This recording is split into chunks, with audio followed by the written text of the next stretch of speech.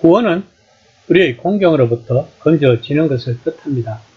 성경은 개인이 천국에 가는 구원에 관한 것이 아니라 이 세상의 삶 한복판에서 새로운 사회적 및 개인적 현실에 관한 것입니다. 구원은 하나님의 활동이지만 우리가 반드시 응답해야만 합니다. 기독교인의 삶은 유배 상태로부터 되돌아가는 길이며 속박에서 벗어나는 해방의 길이며 우리의 시력이 회복되는 길이며 하나님과의 만남이 시간을 보냄으로써 우리의 마음을 열게 만드는 길입니다. 또한 길을 잃은 상태에서 길을 찾고 제자리를 깨닫도록 이끄는 길입니다. 그러므로 구원은 하나님과 함께 더불어 사는 삶에 관한 것이며 지금과 영원히 하나님의 현존 안에서 사는 삶에 관한 것입니다. 그러므로 이런 구원론의 차원에서 출애굽을 다시 조명해 볼 필요가 있습니다. 어린 양의 피로서 이스라엘 백성들은 구원을 받았습니다. 그런데 그들이 광야에서의 삶에서 하나님과 함께 한다는 것을 느낄 수가 없었습니다.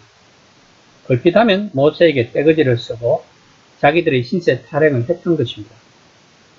그리고 그 다음 세대 역시 가나안에 입성하고 나서는 가나안 문화에 동화되었습니다. 성경이 이야기하고자 하는 것은 무엇일까요? 구원 이후의 삶이 중요하다는 것입니다. 만약에 출애굽한 이스라엘 백성들이 하나님을 알고 하나님과의 동행하는 삶을 살았다면 어떻게 되었을까요? 예수님이 인간으로 오셔서 십자가 처형이라는 형벌을 받을 필요가 없었을 것입니다. 그러면 기독교는 존재하지 않았을 것입니다. 출애굽한 이스라엘 백성들이 금송아지를 만들어 숭배하고 그들이 가나안 땅에 들어와서 바알과 아스다롯을 숭배할 것이라는 것을 하나님은 알고 있었다는 것입니다.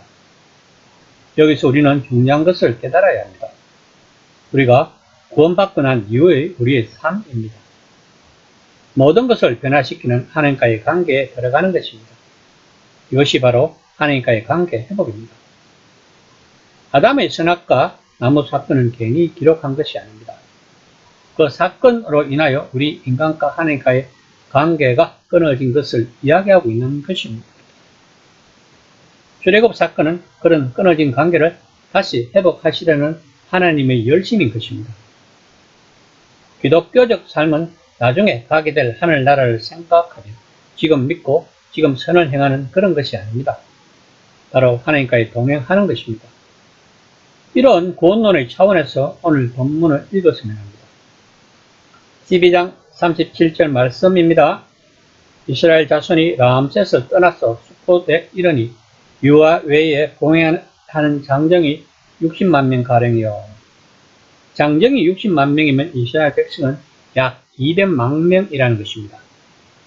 이처럼 한 가족에 불과했던 이스라엘이 430년 만에 한 민족으로 성장할 수 있었던 것은 약속의 땅 가나안에서 당신의 나라를 건설하고자 하셨던 하나님의 의지가 얼마나 확고했는지를 잘 보여줍니다.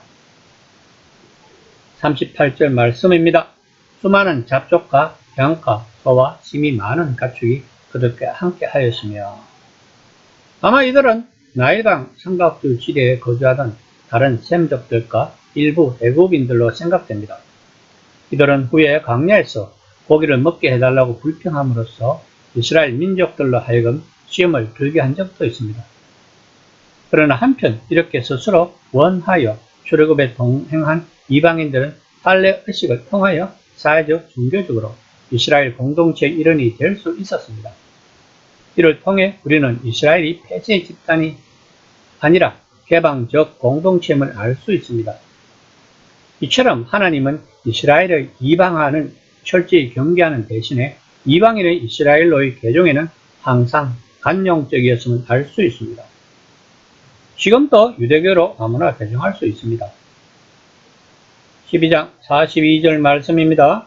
이 밤은 그들을 애굽 땅에서 인도하여 내심으로 말미암아 여호와 앞에 지킬 것이니 이는 여호와의 밤이라 이스라엘 자손이 다 대대로 지킬 것이니라. 애굽인에게는 하나님의 심판이, 이스라엘에게는 하나님의 보호가 있던 그 밤, 곧 유월절 밤을 의미합니다. 6월절은 이스라엘 모든 절기 중 밤에 지키는 유일한 절기입니다. 12장 43절에서 50절까지 이 부분은 12장 3절에서 11절에 언급된 6월절 규례에 대한 보충 규례라고 할 수 있습니다. 46절 말씀입니다. 한 집에서 먹되 그 고기를 조금 더 집밥으로 내지 말고 뼈도 굽지 말지며. 희생제물이 된 6월절 어린 양은 장차 십자가 순환을 겪으실 그리스도의 몸을 예표합니다. 따라서 이것은 예수님의 몸의 뼈가 하나도 꺾이지 아니할 것을 암시합니다. 동시에 이것은 그리스도의 몸된 교회가 온전히 하나로 연합될 것을 상징합니다. 12장 51절 말씀입니다. 바로 그날에 여호와께서 이스라엘 자손을 그 무리대로 애굽 땅에서 인도하여 내셨더라.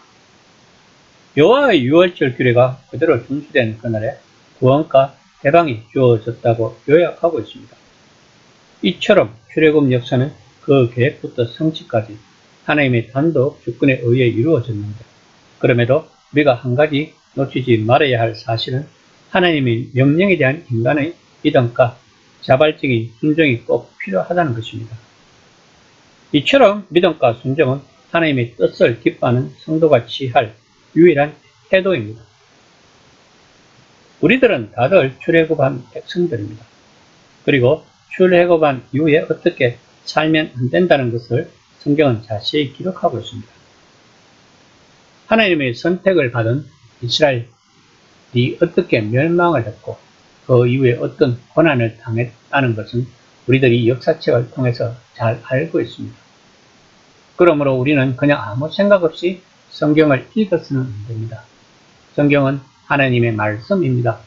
그 말씀이 오늘 나에게 어떻게 다가오는가를 잘 알아야 합니다. 그리고 내가 가지 말아야 할 것을 성경은 잘 기록하고 있습니다.